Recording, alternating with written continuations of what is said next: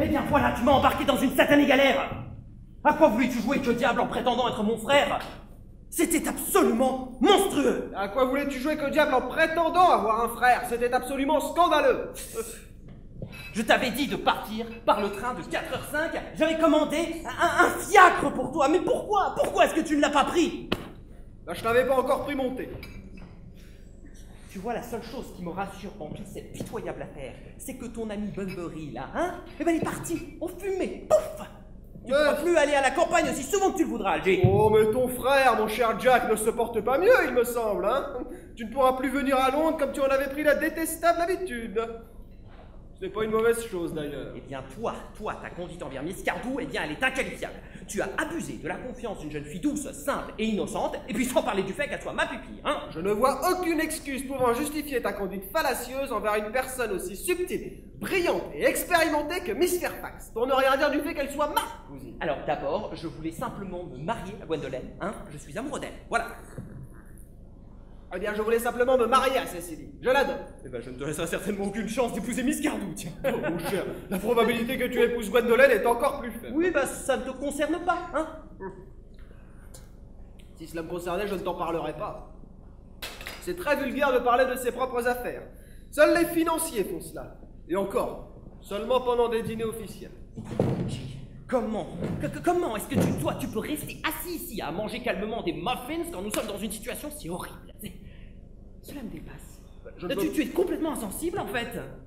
Insensible, je ne vais pas manger des muffins en m'agitant. Le beurre coulerait sûrement sur mes manches. On devrait manger des muffins qu'en étant parfaitement calme. C'est la seule manière valable d'en manger. Mais enfin, manger des muffins, mais quelle que soit la manière dont on mange des muffins, eh bien, c'est la preuve d'une extrême insensibilité. D'une extrême insensibilité étant donné les circonstances, voilà. Quand j'ai des ennuis, manger est la seule chose qui me console. N'importe quel de mes proches pourra te dire que quand j'ai vraiment de gros ennuis, je refuse tout excepté la nourriture et la boisson. En ce moment, je mange des muffins parce que je suis extrêmement malheureux. En plus, j'aime beaucoup les muffins. Oui, bah, c'est bon, c'est pas une raison pour les engloutir comme ça, tout de même. Il faudrait que tu prennes le gâteau, j'aime pas ça. Oui, bah, je suppose que j'ai encore le droit de manger mes muffins, hein, dans ma maison, hein, quand même. Mais tu as dit que manger des muffins était une preuve d'insensibilité. Ouais, j'ai dit que c'était une preuve d'insensibilité, mais de ta part, étant donné les circonstances, qui est très différent, voilà. Ouais, mais ce sont les mêmes muffins. Non, mais Alger, Donne, tiens.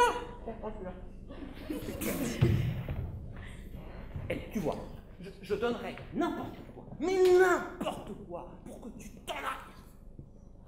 Tu ne peux pas me demander de partir sans avoir dîné. C'est absurde. Personne ne fera une chose pareille.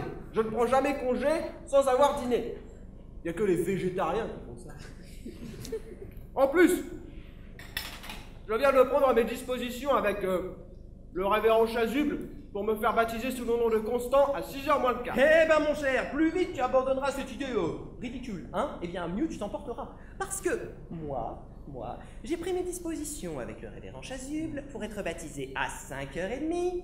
Et naturellement, je prendrai le nom de Constant. C'est ce que souhaite Gwendolen. Nous ne pouvons pas être baptisés tous les deux Constants, ce serait absurde. De plus, j'ai parfaitement le droit d'être baptisé si j'en ai envie, parce qu'il n'y a aucune preuve que je l'ai jamais été. Et c'est même très improbable. D'ailleurs, le révérend Chasuble le pense lui aussi. Voilà. Alors que toi, c'est très différent, ça n'a rien à voir du tout, parce que toi, tu n'as jamais été, tu as déjà été baptisé. Voilà. Ouais, mais c'était il y a des années. Je déteste quand tu fais ça, tu sais ça. Je déteste ça. J'ai toujours eu horreur de ça. De toute façon, tu as déjà été baptisé, tout ce qui est. Justement, je suis donc certain que ma constitution peut le supporter. Toi, en revanche, puisque tu ne sais pas sûr que ce soit déjà arrivé, tu ne devrais pas prendre un tel risque maintenant. Cela pourrait te rendre très malade. Tu ne peux tout de même pas déjà avoir oublié qu'une personne très proche de toi a failli récemment succomber d'un gros rhume à Paris. Algie, simplement, je me renseigne. Qu'as-tu l'intention de faire, à la fin? Rien du tout. C'est ce que j'essaie de faire depuis au moins 10 minutes, mais tu fais tout pour me dissuader de cette tâche importante. Ils ne nous ont pas suivis dans la maison? Ce qu'aurait fait n'importe qui à leur place. Il me semble donc qu'ils ont encore un certain sens de l'honneur. Ils ont mangé des muffins. C'est un signe de repentance. Je ferais mieux de rentrer dans la maison pour retrouver Gwendolen. Je suis sûr qu'elle m'attend. Ah, Je me doute d'après son attitude glaciale que Cécilie m'attend. C'est la raison pour laquelle je n'irai sûrement pas la retrouver dans la maison. Quand un homme fait exactement ce qu'une femme attend de lui, elle ne le porte pas en très haute estime. On devrait toujours faire ce qu'une femme n'attend pas de nous. Tout comme on devrait toujours lui dire ce qu'elle ne comprend pas. C'est la seule manière d'arriver à un accord parfait. Des absurdités, je mets des absurdités de toute Mon façon. cher, il est beaucoup plus intelligent de dire des absurdités que d'en écouter. C'est également beaucoup plus rare. Quoi qu'en pense le public. Bien fait. Ah, bah, bien fait. Tiens, voilà, bien fait ça, bien fait ça. Jacques, tu es encore en train de manger des muffins. Exactement. Il en reste plus qu'un et j'aimerais bien que t'arrêtes. Je t'ai dit que j'aimais particulièrement les muffins. Eh bien, moi, je déteste ces gâteaux. Mais pourquoi diable le sers-tu à tes hôtes alors? Tu as des idées insensées en matière d'hospitalité. Mais enfin, ce n'est pas la question. Nous ne parlons pas de cela. C'est complètement exaspérant. Quelle que soit la conversation, tu ne vas jamais au cœur du sujet. Oh, non, j'ai le cœur trop sensible. Non, mais ça c'est de l'affectation, ça. Et tu sais que j'ai horreur de l'affectation, hein. Eh bien mon cher, si tu n'aimes pas l'affectation, je ne vois vraiment pas ce qui peut te plaire. De plus, ce n'est pas de l'affectation. Tout ce qui touche au cœur me fait mal et je déteste la douleur physique, quelle qu'elle soit. Adi, je t'ai déjà dit de t'en aller. Au revoir, je ne veux plus de toi ici. Pourquoi est-ce que tu ne pars pas? Mais je n'ai pas encore fini mon thé. 2 minutes. En plus, il reste un dernier muffin. Il ne semble pas faire attention à nous. Ne pourrais-tu pas tousser? Je ne suis pas enrouée?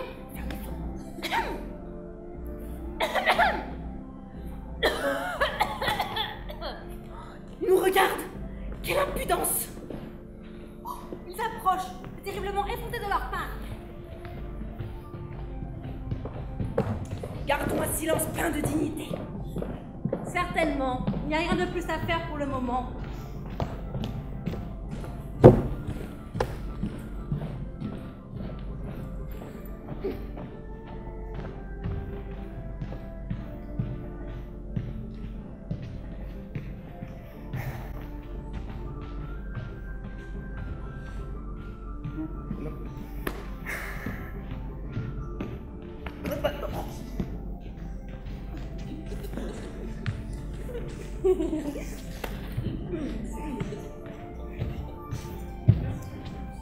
Ce silence plein de dignité semble produire un effet des plus déplaisants, des plus détestables. Mais nous ne parlerons certainement pas les premiers. En aucun cas. Mr. Rosling, j'ai une requête très particulière à vous faire. Beaucoup de choses dépendent de votre réponse. Mon sens est inestimable, Gwendolen. Mr. Moncrief, je vais bien répondre à une de mes questions. Pourquoi avez-vous besoin d'être le frère de mon tuteur? Mais pour avoir eu une chance de vous rencontrer. Cette réponse vous semble satisfaisante, tu ne trouves pas? Oui, si tu parviens à le croire. Je n'en crois pas un mot. Et ça n'enlève rien à la merveilleuse beauté d'une telle réponse. Oh, c'est vrai, dans de pareilles situations, ce n'est pas la sincérité, mais la tournure qui compte. Mr. Rosling, quelle est votre explication pour avoir prétendu que vous aviez un frère? Était-ce afin d'avoir l'occasion de venir me voir à Londres le plus souvent possible? Comment pouvez-vous en douter, Miss Fairfax? J'en doute. Très sérieusement, Mr. Rosling. Mais je vais tout de même passer outre. Leur explication me semble plutôt satisfaisante. Surtout celle de Mr. Rosling. Elle me semble empreinte d'une grande vérité. Je suis plus que satisfaite des explications de Mr. Moncrief. Sa voix, elle seule inspire une grande confiance. Mais devrions-nous leur pardonner alors? Oui! Enfin, non. Non, c'est vrai. Les principes qui sont en jeu ne sauraient être bafoués. Laquelle d'entre nous se chargera de leur dire? Ce n'est pas une tâche agréable. Ne pouvons-nous pas leur dire toutes les deux en même temps? Mais excellente idée, je parle toujours en même temps que les autres. Veux-tu que je te donne la mesure? Parfaitement. Attention. 1, 2, 3. Vos prénoms constituent toujours un obstacle insurmontable, c'est tout. Nos prénoms, c'est tout. Mais nous allons être baptisés cet après-midi. Vous feriez une chose si terrible, rien que pour moi? Oui. Vous seriez prêt à affronter cette effroyable épreuve juste pour moi? Oui.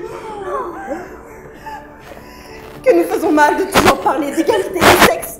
Pour ce qui est de sacrifier, les hommes sont infiniment supérieurs à nous. C'est vrai. Par un courage physique dont les femmes ne seraient pas capables. Oh, mon chéri! Ma chérie. Ma chérie!